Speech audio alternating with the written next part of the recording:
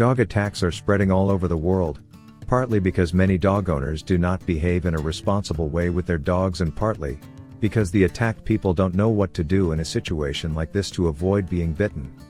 In this part we asked a dog expert and animal coordinator, who has been teaching what to do in situations like this for children and adults as well.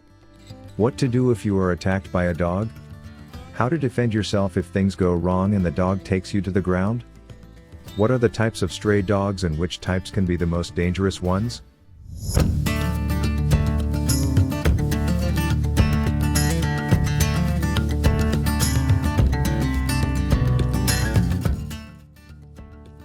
Arpad has been a dog trainer and animal coordinator for more than 30 years.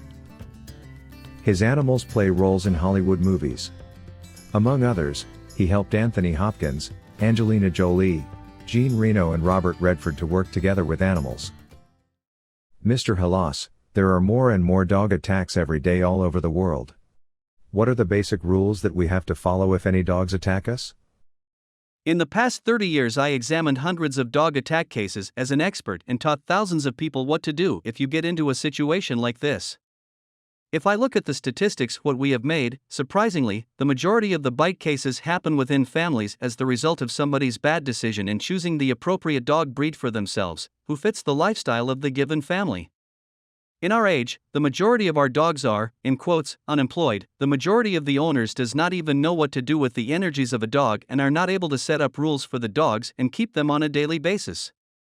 In case of a dog attack, it is really difficult to give a suggestion, which is useful for everybody. People are different and their physical capabilities are different as well. The main key word in connection with this topic is that the thing with which the majority of animals and dogs cannot do anything is passivity. In the head of dogs, there are key stimuli, like somebody is running, moving, shouting, or hobbling.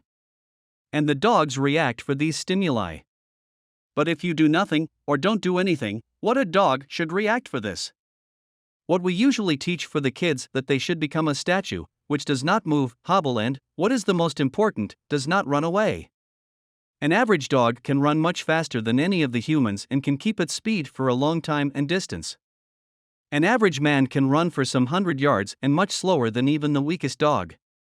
If we look at this, we see that the chances are not good to escape. And what does a good statue look like, which is not interesting even for a dog? You should spread out your legs, you pull yourself out, and you put your hands in front of you. You stand in this position, you raise your head and you try to look ahead of you, if possible, in a relaxed way. If it is possible, try to discover something that can be behind you, like a tree, or a wall, or something. If you have anything with you, a bag, a t-shirt, a basket, or anything, hold it in front of you. You should let the dog take it with him if he wants, let him eat the bag and not you. Stay calm and passive and you will see that the absolute majority of dogs cannot do anything with this passivity. Some may try to pinch you, but the majority will not bite you. If the dog bites you, but do not pull you to the ground, try to stay in the same position in a passive way. If you begin to hobble, you become a chicken in their eyes, and if you start to run, you become a cat like something that should be chased and you become a victim. If a stray dog gets in a farmyard and finds the chicken, who will be the survivor among the chicken? Usually this has terrible consequences for the chicken. First, the rooster dies as he is the most active one and then the other active and escaping animals. Who will survive? The one who was sitting in the corner and her eggs and did not move and did nothing. This one was not even noticed, did not run, did not show herself and did not cry. These three elements are very important ones. How can a normal person, who does not know dog behavior very well, or at all, stay calm in a situation like this? A dog attack can be very frightening when it happens. It is very probable that everybody who gets into a situation like this will get frightened. But if at least the 50% of the people who are being attacked remembers what I have said here and can control their bodies, can help a lot. If you think it over that you do not have the chance to run away, or, if you begin to shout loudly and hobbling, it does not help, then this is the best you can do. To tell you an example, this is how I survived when I met two adult dominant male Caucasian shepherds in a backyard face to face. If I did not do this, we would not talk now. Obviously, there are some rare situations when even these rules do not help, or you get into a situation when you do not formally notice the attacker and pulled down to the ground. You ride a bicycle, for example, and you are attacked by the rear, or you are small and not too strong, and situations like this. I say it again, it is a very rare situation, but if you get into a trouble like this, what are your body parts that you have to defend by all means? Of course, first of all, your soft tissues, like your face, your neck, your belly, and your genitals, as these parts are full of veins and vital points. As we do not have enough hands to protect these all effectively, what I usually advise, if you get to the ground, defend these parts in a fetus pose, as it is, in quotes, better in a dog bites our legs, or ass, than our belly, genitals, or throat. So, if you are attacked by a dog, stand on your feet as long as you can, become a statue, as I told before, no matter whether the dog barks you, pinch you, or bites you. If the dog takes your bag or trousers away, let him take it. In the absolutely majority of cases, this will be enough. If you are taken to the ground, defend your vital body parts with all efforts that you can in a fetus pose. If you stay passive in 99% of the cases, the dog will catch you and then release you. If you begin to fight, the same dog will catch you and hold you and grab you.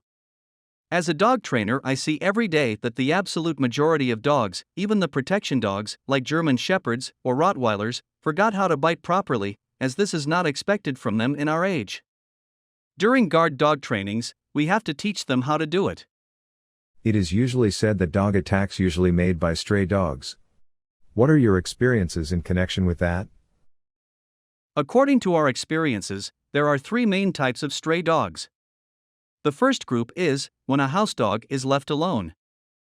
He was unwanted anymore, he was not taken to a dog shelter, when he was just left alone somewhere, which is a very sad and cruel act.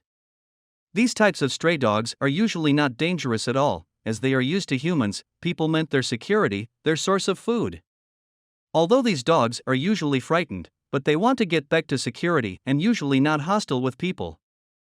They don't know how to hunt, or how to break ice in winters to get water. What they know is that they have to get back to the people to get food and security, even if he is disappointed. These are the dogs who usually lay down at the entrance of a supermarket, waiting for somebody who give food to them.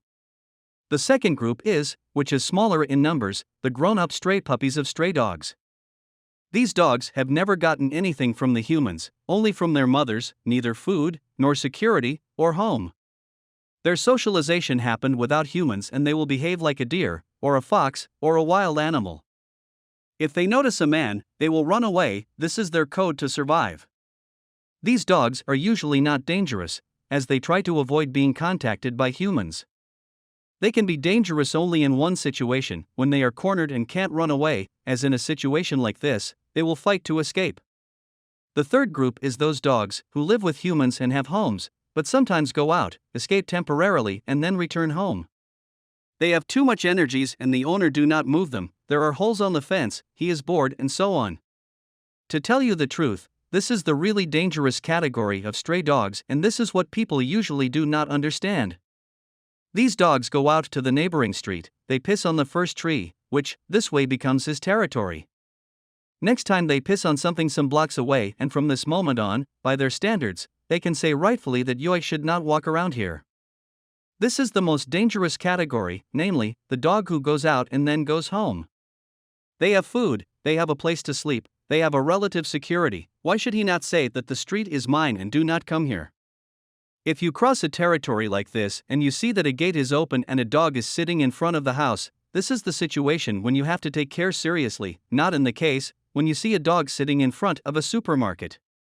If you see a dog standing in front of a house and barking at you, this is really the situation when you have to be cautious, better to back down and take a turn and choose a different street to pass.